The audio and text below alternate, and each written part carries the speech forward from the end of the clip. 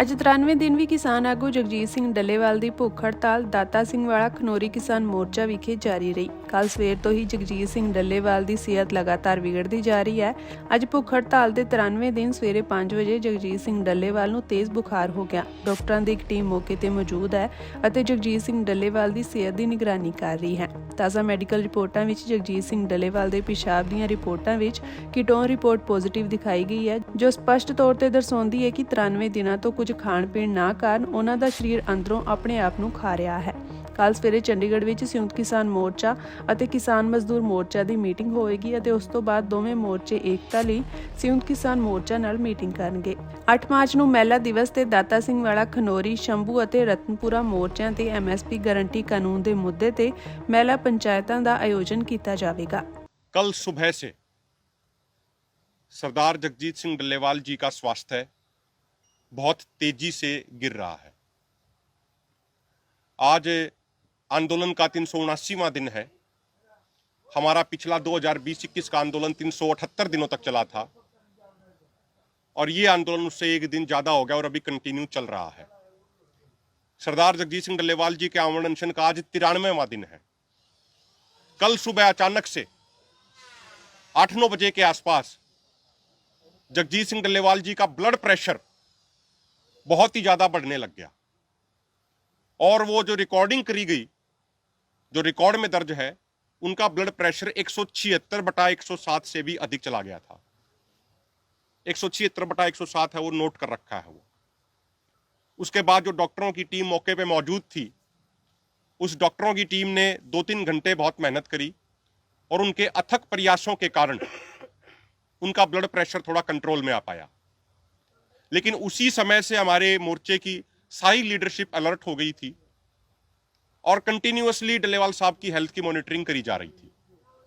आज सुबह लगभग 5 बजे के आसपास जो वॉलंटियर्स जगजीत सिंह डल्लेवाल जी के पास रहते हैं, उनकी सेवा में रहते हैं, उन्होंने हमें सूचित किया कि प्रधान जी को बहुत तेज बुखार चढ़ रहा है और जब उनका बुखार नोट किया तो 103.6 डिग्री तक उनको बुखार हो रखा था और उनको बहुत ज्यादा ठंड भी लग रही थी।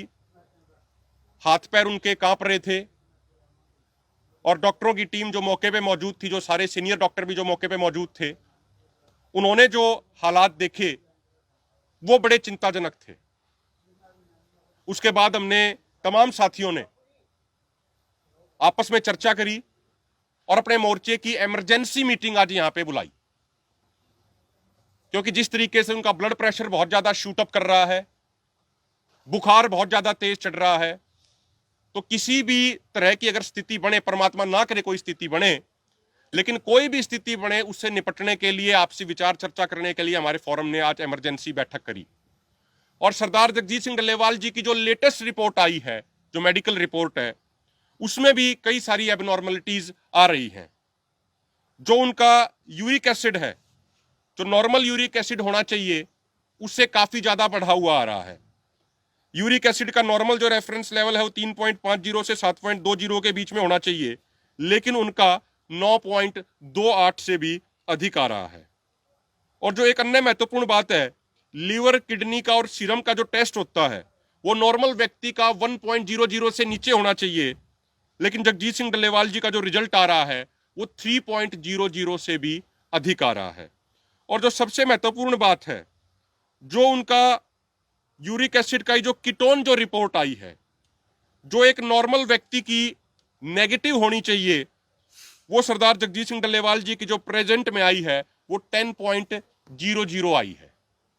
और ये चीज क्लियर कर देता है, कुछ लोग, कुछ राजनीतिक कार्यकर्ता कुछ इस तरीके की बातें कर देते हैं कि भाई पता नहीं इतने लंबे दिन का अनशन कैसे चल रहा है, गलत तरीके की बातें करते हैं, दुष्प्रचार करने का प्रयास करते हैं।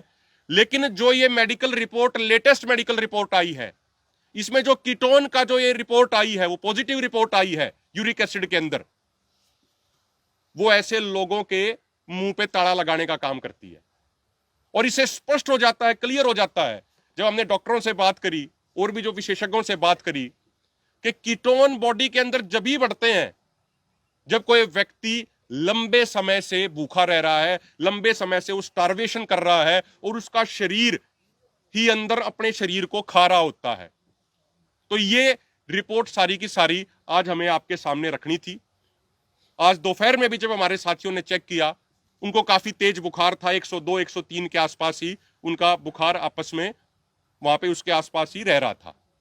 और जहां तक ड्रिप लगाने की बात है, परसों 5-6 दिन के बाद उनको ड्रिप लगाई गई थी, लेकिन आज सुबह उनके बाएं हाथ में यहां पे काफी ज्यादा सोजिश आ गई, काफी ज्यादा स्वेलिंग आ गई और नसें उनकी लगातार बंद हो रही हैं। तो ऐसे हालात में लंबे समय तक उनको ड्रिप भी नहीं लगाई जा सकती। ਪੂਰੇ ਦੇਸ਼ ਦੇ ਕਿਸਾਨਾਂ ਨੂੰ ਤੇ ਪੂਰੇ ਵਪਾਰੀ ਲੋਕਾਂ ਨੂੰ ਤੇ ਸੈਲਰ ਵਾਲੇ ਲੋਕਾਂ ਨੂੰ ਇਹ ਪਤਾ ਲੱਗਣ ਲੱਗ ਗਿਆ ਕਿ ਕਿਸਾਨਾਂ ਦਾ ਹੁਣ ਐਮਐਸਪੀ ਗਰੰਟੀ ਕਾਨੂੰਨ ਬਣਨ ਜਾ ਰਿਹਾ। ਤਾਂ ਇਹਦੇ ਵਿਰੋਧ ਦੇ ਵਿੱਚ ਤੇ ਇਹਦੇ ਹਮਾਇਤ ਦੇ ਵਿੱਚ ਚਰਚਾ ਹੋਣੀ ਪੂਰੇ ਭਾਰਤ 'ਚ ਸ਼ੁਰੂ ਹੋ ਗਈ ਹੈ।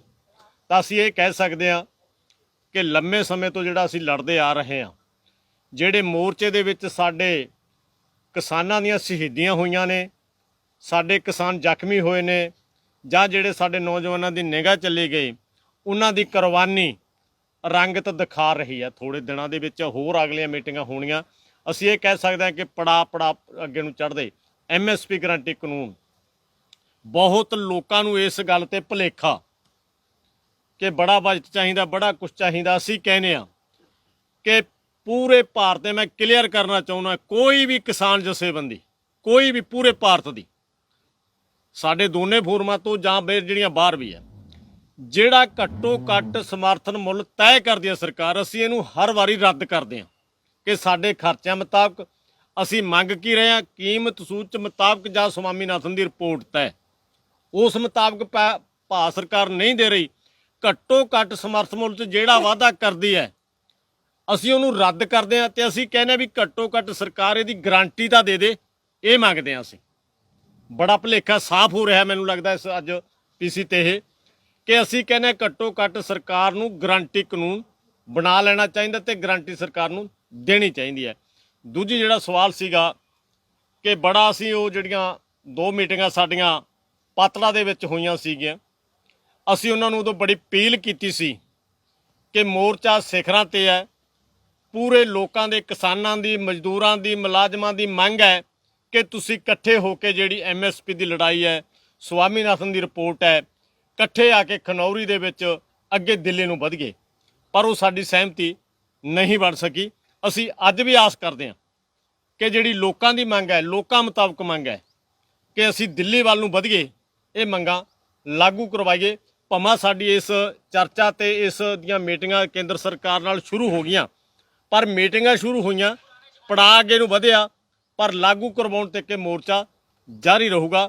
ਕੱਲ੍ਹ ਦੀ ਮੀਟਿੰਗ ਦੇ ਵਿੱਚ ਸਾਡੇ 8 ਸਾਡੇ ਫੋਰਮ ਦੇ, ਤਾਂ ਅਸੀਂ 10-15 ਬੰਦੇ ਜਿਹੜੇ ਸਾਡੇ ਦੋਨੇ ਫੋਰਮਾਂ ਦੇ, ਅਸੀਂ ਕਿਸਾਨ ਭਵਨ ਦੇ ਵਿੱਚ ਉਹਨਾਂ ਸਾਥੀਆਂ ਨਾਲ ਮੀਟਿੰਗ ਕਰਾਂਗੇ, ਖੁੱਲ੍ਹ ਕੇ ਚਰਚਾ ਕਰਾਂਗੇ। ਜਿਹੜੀ ਪੀਸੀ ਦੇ ਵਿੱਚ ਜਾਂ ਜਿਹੜੀ ਬਾਹਰ ਚਰਚਾ ਹੋ ਰਹੀ ਹੈ, ਖੁੱਲ੍ਹ ਕੇ ਚਰਚਾ ਹੋਊਗੀ ਇਸ ਤੇ ਕਿ ਅਸੀਂ ਲੜ ਕੀ ਰਹੇ ਹਾਂ, ਮੰਗਾਂ ਕੀ ਨੇ, ਸਰਕਾਰ ਪ੍ਰਚਾਰ ਕੀ ਕਰ ਰਹੀ ਹੈ, ਇਹ ਤੇ ਖੁੱਲ੍ਹ ਕੇ ਚਰਚਾ।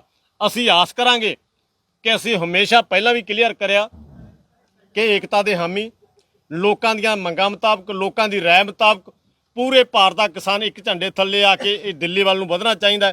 ਉਹ ਮੰਗ ਅਸੀਂ ਜ਼ੋਰ ਨਾਲ ਕੱਲ੍ਹ ਦੀ ਮੀਟਿੰਗ ਦੇ ਵਿੱਚ ਰੱਖਾਂਗੇ। ਸਾਨੂੰ ਆਸ ਹੈ ਕਿ ਸਾਥੀ ਇਸ ਗੱਲ ਤੇ ਵਿਚਾਰ ਕਰਕੇ ਵਿੱਕੀ ਅਸੀਂ ਇੱਕ ਦੀ, ਮੈਂ ਇਸੇ ਗੱਲ ਨੂੰ ਅੱਗੇ ਵਧਦਾ, ਸਾਡੇ ਫੋਰਮਾਂ ਨੇ ਪਹਿਲੀ ਪੀਸੀ ਦੇ ਵਿੱਚ ਇਹ ਕਲੀਅਰ ਕਰਤਾ ਸੀ। ਮੰਨ ਲਓ 2 ਫੋਰਮ ਲੜ ਰਹੇ ਆ, ਤੀਜੇ ਫੋਰਮ ਨਾਲ ਸਾਡੀ ਗੱਲ ਚੱਲ ਰਹੀ ਹੈ, ਜਿਹੜੇ ਇਹਨਾਂ ਤੋਂ ਵੀ ਬਾਹਰ ਕਿਸਾਨ ਜਥੇਬੰਦੀਆਂ ਪੂਰੇ ਭਾਰਤ ਦੀਆਂ, ਅਸੀਂ ਉਹਨਾਂ ਨੂੰ ਵੀ ਅਪੀਲ ਕੀਤੀ ਸੀ ਵੀ ਕਿਸੇ ਕੋਲੇ ਸੁਝਾਅ, ਕੋਈ ਐਸ ਮੰਗ ਤੇ ਕਿਸੇ ਨੂੰ ਡਾਊਟ ਹੋਵੇ, ਖੁੱਲ੍ਹ ਕੇ ਖਨੌਰੀ ਆ ਜੇ ਜਾਂ ਈਮੇਲ ਕਰ ਦੇ। ਇਸ ਗੱਲ ਤੇ ਅਸੀਂ ਤਾਂ ਸੋਨਾ ਪੂਰੇ ਭਾਰਤ ਦਾ ਕਿਸਾਨ ਦਿੱਲੀ ਵੱਲ ਨੂੰ ਵੱਧ ਕੇ ਇਹ ਮੰਗਾਂ ਲਾਗੂ ਕਰਵਾਵੇ, ਅਸੀਂ ਆਸ ਕਰਦੇ।